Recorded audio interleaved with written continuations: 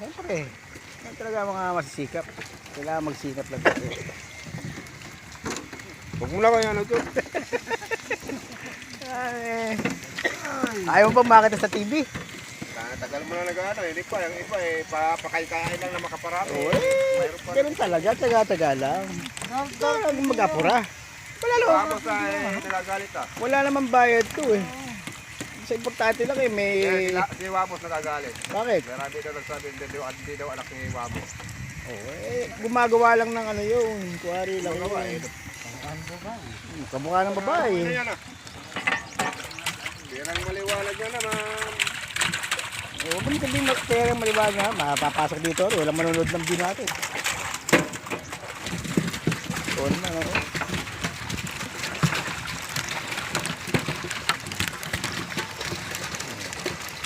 Isang upload lang isang araw, okay na yun. Kasalitakan. Ano? Dapat nagsasalita natin, hindi ano. Para, Ito po yung mga bata ko. Ginagawa namin. hindi mo naman kailangan magsalita eh. Wala tayo. Ito po ang buhay pispa. Ito buhay pispan, mahirap na masarap. Ito po ano yung salita mo. Ha? Ito yung salita mo. Ayun Ito ba? po ang buhay pispa namin. Puro taga-butin nyo. Ito ang buhay pispan. Minsan may pagkain, minsan wala. Ang vlog mo, nakabuhay mo. Kababat ng talapya. Buhay pa ito. Hindi malaki doon, no? Bakit ikaw lang ba manunood? May mga pipi na matbingi ah. Ay, nag-shooting yun, di. Bago lang, subikat. Oh, ligat na. Tapos sabi ni Selvin, sabi mo raw, Sinol, binayaran. Ikaw talaga, puro ka kagaguhan ko eh. 3,000. Sabi niya, sa akin ni Selvin, ba totoo bang Sinol eh na extra? Binayaran doon ng 3,000. Sino kami sabi, si Rodney Eka.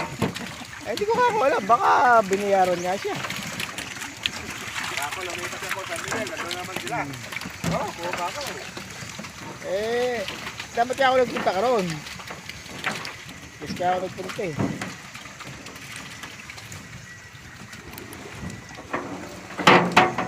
Ito po, pinaka-pogi sa lahat to. Hindi nyo lang makita buka. Pakita ka mo. Ano po kasi yan, medyo... Kumbaga sa mga artista po, ito po yung mga dahangs. Pero mga pakikaw. Ito po ang local Hollywood. Ito,